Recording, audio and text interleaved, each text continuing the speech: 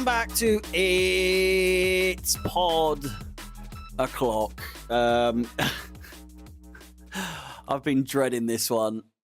I at the same time though, I obviously, well, not obviously, but I do actually look forward to doing these. I'm still really enjoying them, despite the obvious elephant in the room in what we're going to have to discuss today. It's going to be it could be a longer one. It could be a shorter one. I'm just going to play it by ear. I'm going to see what I think.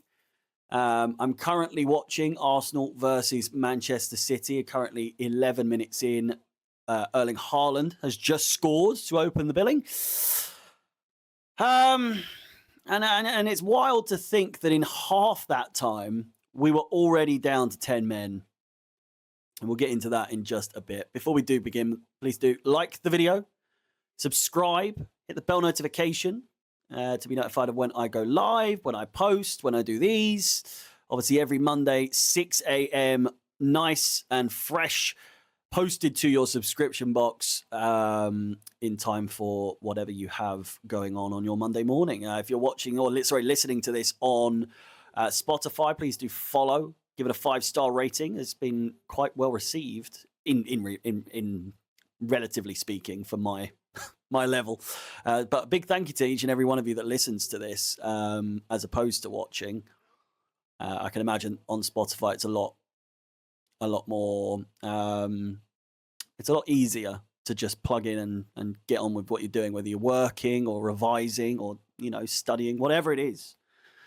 Hopefully, these 45 minutes of me just prattling on provide you with a bit of an escape, a bit of time sort of covered, these sort of rambling sessions ease the time a little bit for you. Anyway, without further ado, should we get through FPL first? Obviously, we're still going strong. I think this is the longest I've gone without quitting already, without giving up already. And I think at the moment, I've just got to keep going.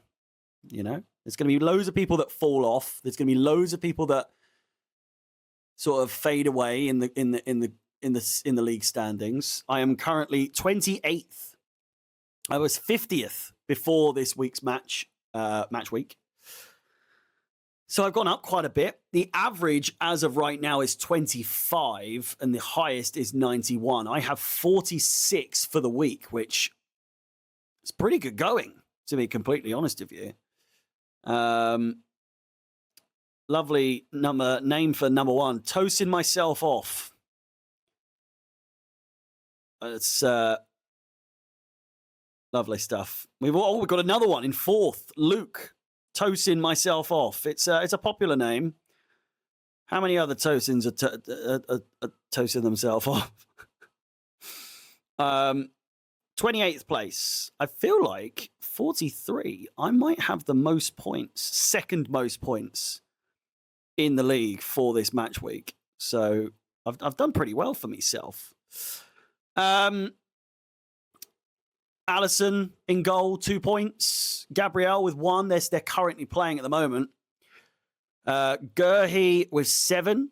Virgil van Dijk with 4. Mo Salah, captain, with 10. Bruno Fernandes, unfortunately, has got me 10 points with his goal against Chelsea. Neto and Enzo with a point. Rogers with 2 points. Mateta with 6 points. And Joao Pedro with 2 points, as he's my vice captain. I think he got 2 points for that.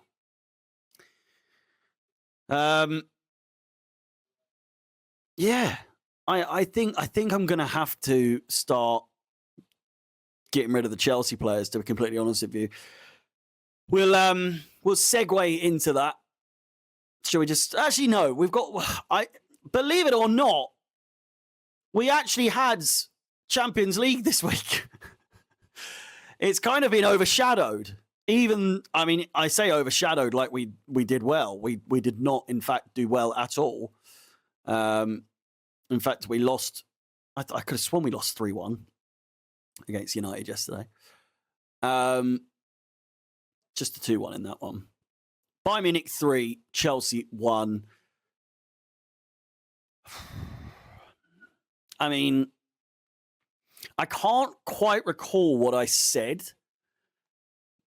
in the last episode of It's Pod O'Clock to sort of like my prediction for the Bayern game, like an early prediction. But I have a feeling it was a loss. I have a feeling I predicted a loss, you know. Maybe a draw. On the preview on my YouTube channel, I predicted 2-2, I think. But in reality, I gave a realistic one, and that was 2-1, I think. And I still think 2-1 would have been a much more realistic scoreline. 3-1 is harsh, but, you know, it was a harsh game. It was a real wake-up call, I think. This week has been a real wake-up call for Chelsea, for Maresca, for everyone involved. That's, you know, I mean, maybe the Club World Cup's starting to play a factor. I don't want to start making excuses. I don't want to start putting the blame on things and making up excuses like fatigue, like we're tired, we're getting injuries. With, you know, Palmer's now out for a bit, I would imagine. Again, we'll get into that. But in this Bayern game, we virtually beat ourselves. They weren't anything special. They really weren't. I think we could have beaten them if we weren't so unbelievably poor on that game. If we were anything other than a capitulating, self-inflicting Chelsea side like we were, I think we could have won that, honestly. I don't even think I'd be... It's one thing to say a draw. I think we could have won had we not been faffing about the way we were with all of the goals. We'll go through them, shall we? First one, Chalobah, own goal. Completely and utterly, totally avoidable. And people will moan at the ref. I was going nuts at the ref. I really wasn't happy at the situation. Free kick taken, hits the ref. Referee calls it back. Drop ball, seemingly rather quickly. And they've then gone from playing it out to the left flank to then playing it out to the right in just a split second. So we have had no time to sort of like reconvene, recover, reassess, and we've been blindsided. And Tosin absolutely should have cleared. There's no excuses. He should have absolutely cleared the ball, and it was just poor on his part. And unfortunately, the pace and the slickness of the surface. I don't want to sound like Ty and blame the rain, but it is just a fact that it was slick. It's bounced up and it's hit Chalobah, who was unsuspecting of the bounce of the ball coming through, because anyone at a professional level, at the supposed elite level that Chelsea are to be playing at in the Champions League of all competitions, would probably back their partner in defence to clear a rather fundamentally, rather bog standards, run-of-the-mill cross, you know, just a your typical cross that there was a bit of pep on it, bit of pep. Should have been cleared though. Should have been cleared. Absolutely no excuse, I don't think. And we were made to pay. Second goal. Was that the penalty? Again, Caicedo, poor on his part. But arguably, you can't really do anything about it, especially with a player like Kane, who is just so good at diving and so good at making it look like he was fouled, which I've played many years myself a long time ago as striker, and to an age where it was late teens, and knowing exactly what I was doing. I was an absolute shithouse, diving and drawing in fouls and all sorts. So anyone who's played like any sort of level Sunday league growing up would know, if you were a striker as well, in those situations you just go down. I'm not trying to sound at all like I'm knowledgeable in this regard, but I've played plenty of games as a striker and know exactly what he's thinking in that scenario, because it's not that difficult to try and work it out. But I'm saying, if you have played as a striker and you're there to cause issues for defense or defenders like Harry Kane was doing, you know exactly what he was doing. Any of you who have played striker, and you too are a self-proclaimed shithouse, will know exactly what he's doing. He's lent into it. It's not a foul. It's not a foul, but it is a penalty. It's a hard one. It's clearly enough to be given as a penalty, but it's soft. It's so soft. But he's played for it, and that's why it's pulled off, and that is why he is as good as he is. And we were made to pay for it. Unnecessary tackle as well, considering where he was. And that was arguably game over already at that point. But then, straight away, Cole Palmer up the pitch, gets the goal. Perfect. Lovely stuff. A really well-worked goal. And then you think, oh, we could be in here. But no, sadly, they then go on to win it. 63rd minute, a self-inflicted wound by way of, I think it was Gusto, was it not, playing it back? James had nothing to do with it, nowhere to be seen, but Sanchez played it out. I thought Sanchez had a really good game in that game. Get into fucking that guy in a little bit. But yeah, Gusto, poor pass back. And it's just a fantastic assist, really, isn't it? There's no other way to say it. Substitutions-wise, Andre Santos, Esteval, Garnacho. Could he have done any better with his decision-making? Maybe. Who knows?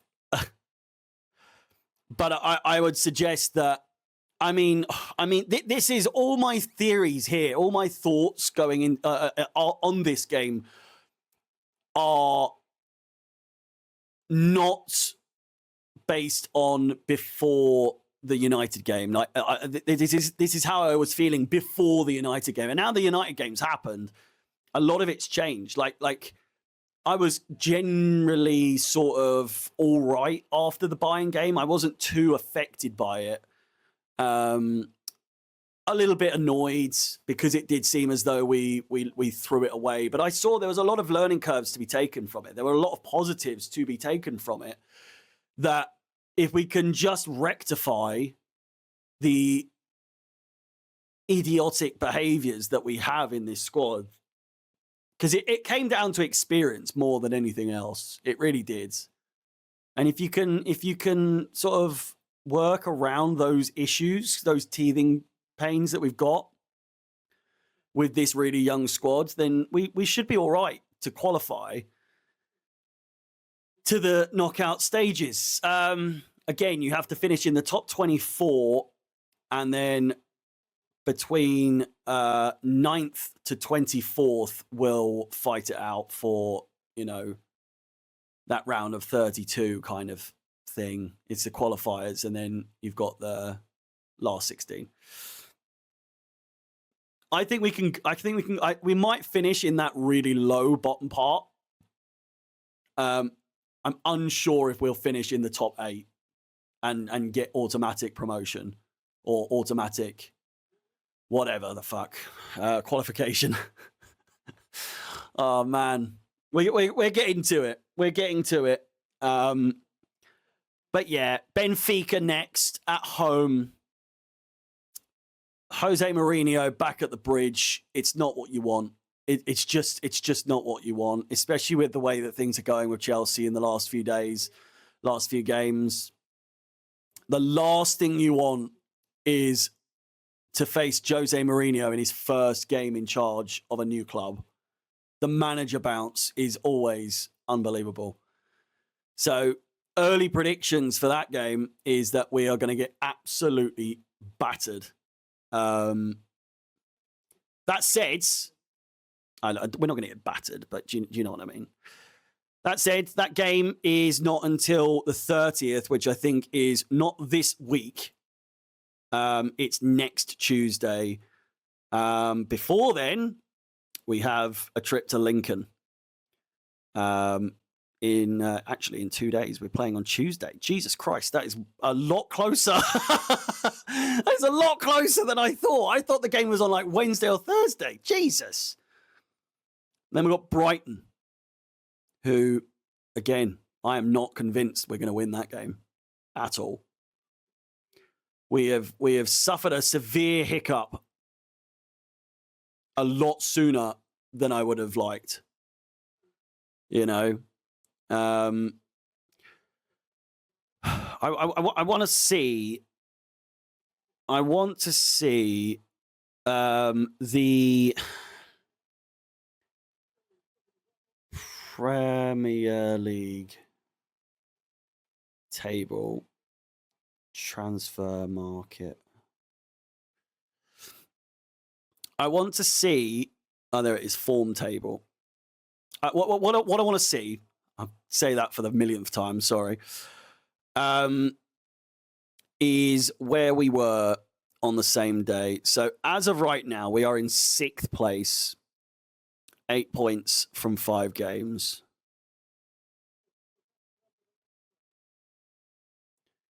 So we go to the 24-25.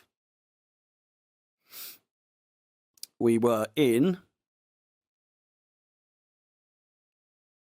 5th place with 10 points after 5 games.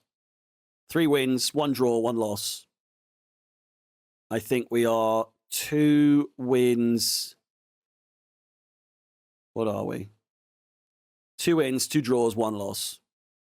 10 goals scored, 5 conceded. 11 goals scored, 5 conceded last season. So in the scheme of things, right now, it not subjectively, but like mathematically speaking, it is worse than last season after 5 games, you know.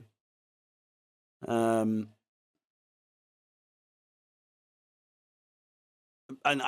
honestly, after what we saw against United, let's go through it, shall we? Chelsea or Manchester United versus Chelsea.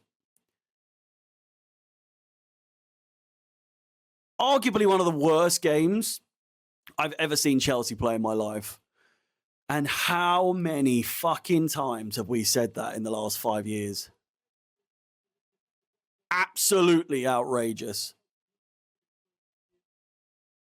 I usually get nervous for these games. I usually get that sort of... I think it got to about 4 o'clock. So about an hour and a half before kickoff. I looked at the clock. It was 4, and I thought, right, I'm going to have to get ready for the stream. Start in half an hour. And that just feeling of dread just overcame me. Or came over me. Pause. God, grow up, Harry. Jesus Christ. I was overcome with dread. And not because I didn't want to do the stream. I was actually looking very, very forward to doing the stream for these kinds of games. These ones are the ones that I look the most forward to. There are other games where I'm like, I just can't be fucking arsed at all. And I'd rather just watch it on the sofa here and just watch the game and just chill. But these kinds of games, I'll not just the big games. There are plenty of games, but obviously the bigger ones are the ones you get most excited for. Regardless, 4 o'clock came and I was just sort of like, we're fucking gonna lose. And a lot of people thought that this was the day. A lot of people saw it and thought, you know, Ruben Amorim, absolute pants manager for Manchester United anyway. And a lot of people, I think, were coming into this thinking this is the time. It's going to be quite easy, actually. You know. That said, I was saying to the missus after the game, or even at half time, I hate the saying, you couldn't write it. Oh, you couldn't write it in scenarios where you absolutely could write it. There's plenty of scenarios where it's like, well, you can't write this. You absolutely can predict, or not predict, but you can write, you know, a 17-year-old scoring on their senior debut. It happens. Do you know what I mean? But this, a sending off within the first 5 minutes for Robert Sanchez is, even by his standard, one of the most outrageous, unnecessary, and unbelievable things I think he'll ever do in his career for Chelsea. It is just so grossly unnecessary, the whole situation. I would have much preferred he just sacrificed the goal, you know. Just concede. We can fight back. We can at least, I mean, we scored with 10 men. I do think that if we had 11 men, big fucking, you know, surprise, but I think we would have stood a much better chance, obviously. But he just fucked us so badly just from the get-go. Let it go in. Just let them score. Let them have their fucking celebrations and move on. Whilst I'm absolutely furious with Robert Sanchez, and I'm actually more annoyed than anything else, I'm more annoyed at the fact that he's only going to be serving a 1-game ban because it wasn't deemed foul play or aggressive. What's the word? Sort of like violent conduct, I think is what it is. So because it's not violent conduct and it's more of like a tactical, unsportsmanlike tackle, a professional foul, as they call it, it's only a 1-game ban, which in theory, because it's domestic, he could serve that against Lincoln. Or no, not he could, he will. We haven't got a choice. So Robert Sanchez will be available for Brighton. But I don't think he should be allowed to play. I don't want him to play. I don't want him as a goalkeeper for Chelsea. There was a very brief period right at the beginning of this season where we thought, you know what, he's actually making some really good saves. He made some very good saves against Bayern Munich. But Robert Sanchez is inevitable. He is ultimately inevitable. And what I mean by that is exactly what you're thinking. You can praise him for all the lovely shot-stopping saves that he does. And there are a lot. There are a lot. He does well. He really is a good shot stopper. But it's what's in here. And for those listening, I'm pointing to my Swede. I'm pointing to my head, my noodle. Not that noodle, but I'm pointing to me skull. And it's what's inside, or better yet, the lack thereof. What's inside? The man has no brain. He's thick as shit. His decision-making is arguably as bad as Enzo Maresca's. We'll get onto him in just a second. But I just so badly question what is exactly goes through his head. That's a red card. But Bernardo Silva, I would argue, lucky to stay on the pitch there. 10 minutes to play in this first half. Eek. Lovely.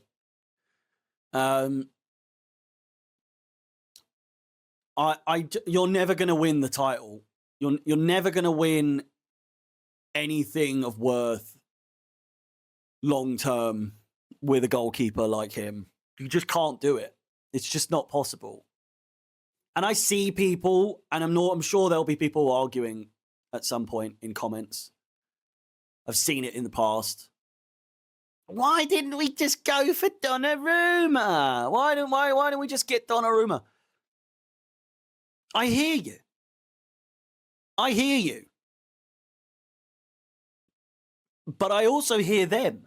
I also hear Chelsea's argument in that they have a wage structure.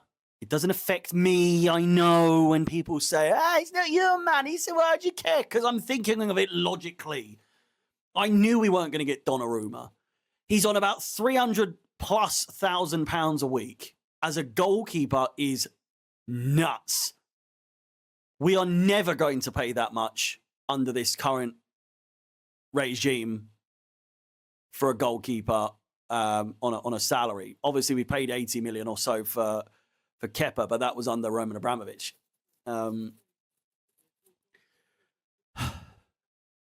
Not only that, but he's I know. Listen, I know. A lot of people will be saying, well, you make an exception, but you can't. You can't. Because suppose it doesn't work out. And then you're stuck with him and you thought, well, he's proven. He's got experience. He's one of the best in his position. He's proven at the elite level. He's played in the Champions League. Is this starting to sound a little similar? It's on £300,000 a week. Have you clocked yet who this sounds like? Mr. Raheem Sterling, who has taken the headlines this week with his involvement in a PFA. What a run this is. What the hell? PFA investigation on Disasi and Sterling and whether or not their contract is being fulfilled. Is it being fulfilled? Are they being treated fairly? Their human rights as a worker, they should be, by their contract, eligible to play. These poor millionaires. Oh. I went on a bit more of a vulgar rant on it during the United game, but long story short, fuck Disasi, fuck Sterling, and fuck their feelings on being paid 100 and 300,000 pounds a week to do niche. Nothing. Wow, you don't get to play football. Well, guess what? We've just had a transfer window, and I could bet you had offers. I know you might not have liked those offers, but you had offers. No one's going to want to pay Raheem the Dream Sterling £350,000 a fucking week. But you know, if you stay at Chelsea for another 2 more years, you're still going to get paid. But to be complaining and having investigations, obviously he hasn't orchestrated this, but he's obviously suggested that he's annoyed he isn't playing football, as to his Disasi. But the audacity to be just given free money.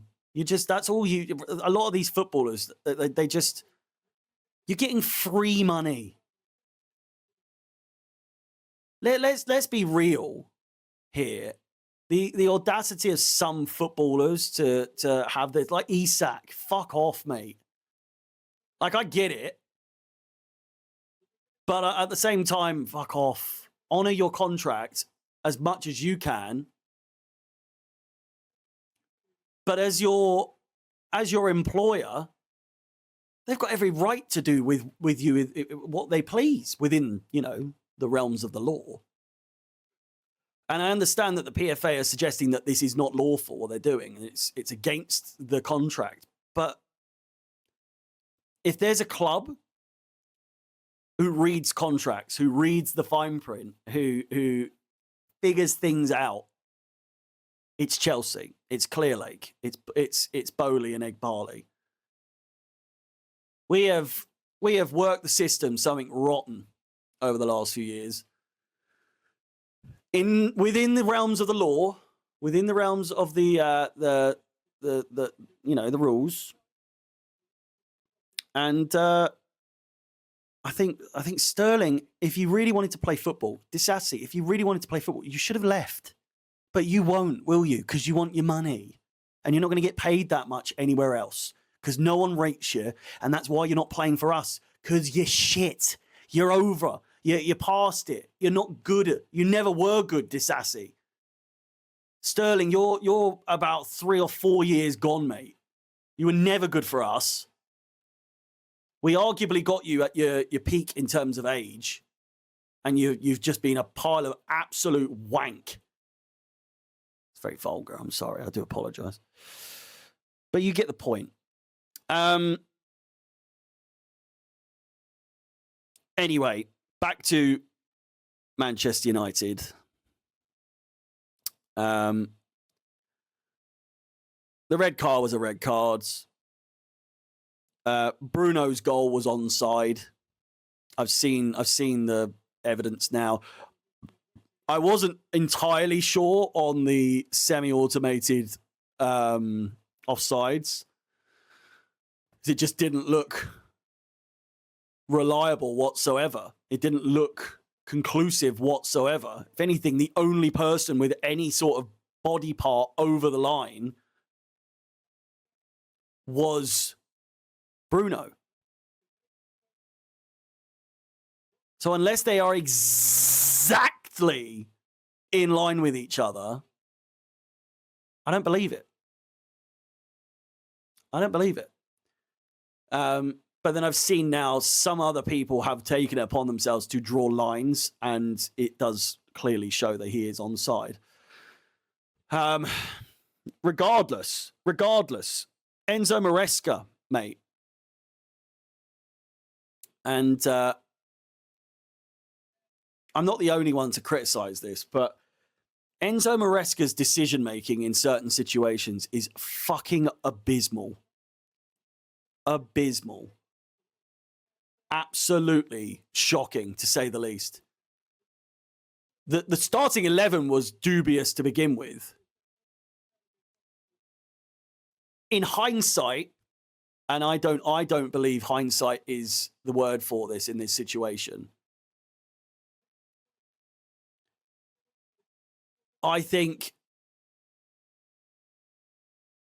that starting Palmer, when after the game you have acknowledged that he was not 100% and you've decided to risk it for whatever reason, I do not know. I don't think this was a game that we should have been risking things.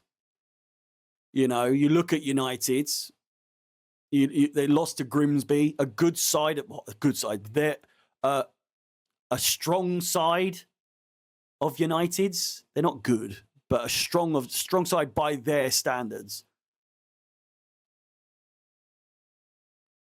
And then we're losing to them. We shouldn't be. We should have rested Palmer.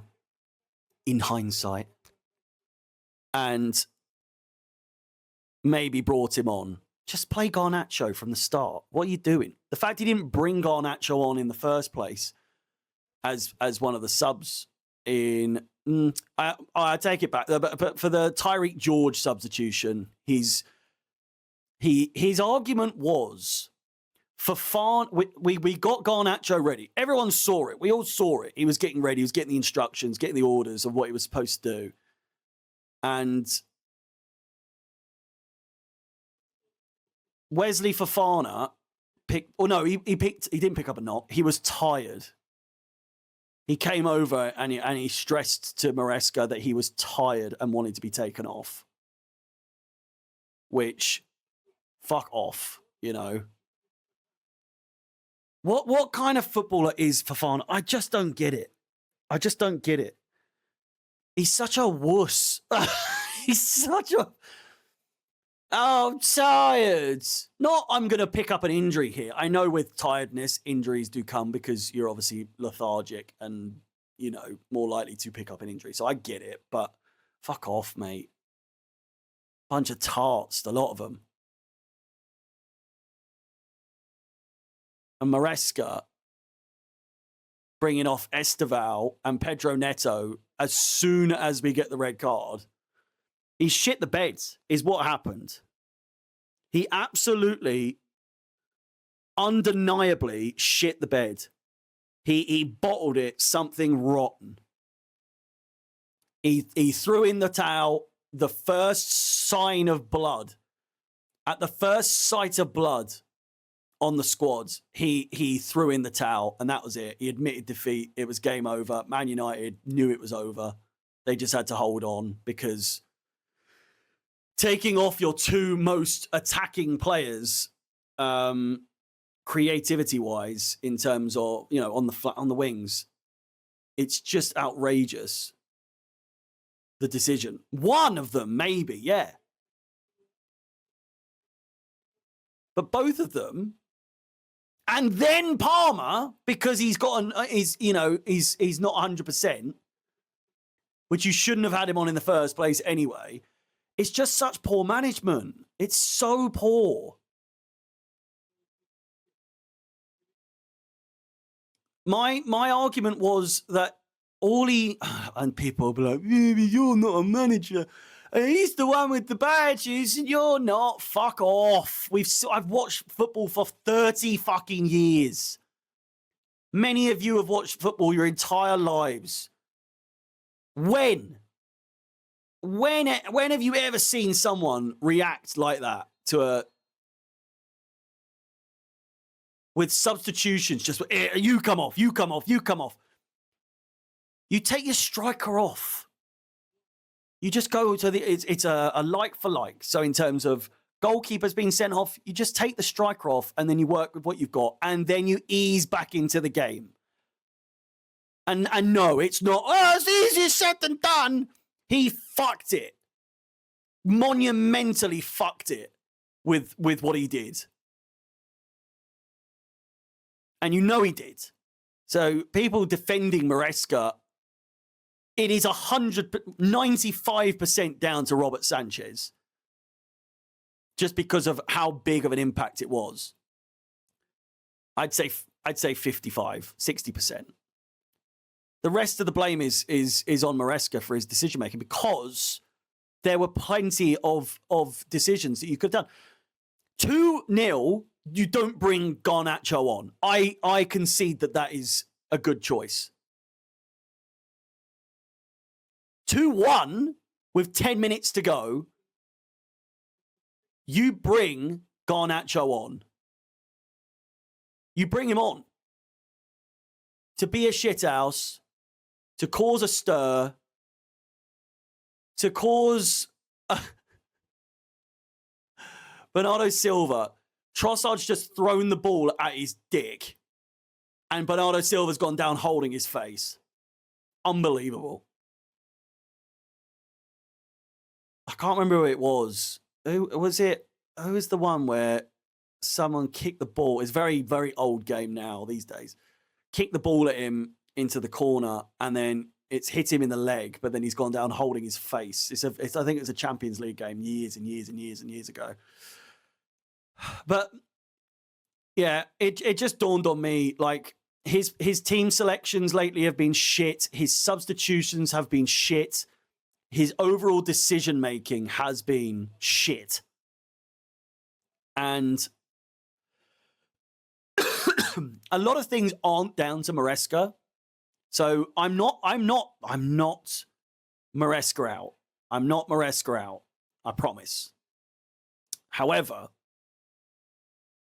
God fucking forbid, if we lose to Lincoln on Tuesday, God help him. God help him. I can't imagine what the lineup's going to be. I imagine we're going to see Mark Guillou. Hopefully, we can actually play him. Why did we bring him back? We're never playing him. He's not played a second since he's come back. So, you know, we'll have to see. Last few things before we wrap up. I think I've covered everything I wanted to talk about. In regards to the United game. Other games, Liverpool won against Everton. Brighton should have probably got a win against Tottenham. Brighton looked very, very good, very dangerous. I don't like the fact that we're going to be playing them soon. Burnley drew to Forest, to have absolutely fucked their season is just so weird right now. It really is. Crystal Palace with a win. They're above us now, I think, in 5th place. Am I mistaken? They're in 6th. We're now in 7th. So City and Arsenal.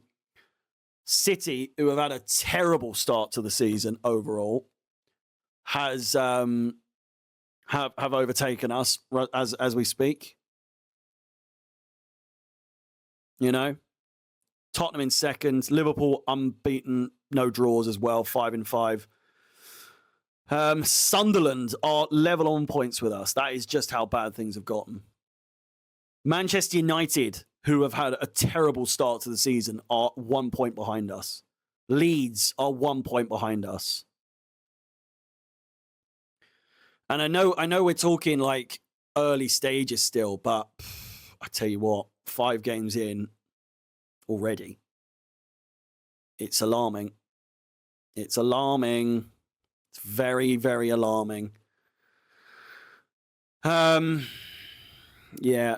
Brighton next.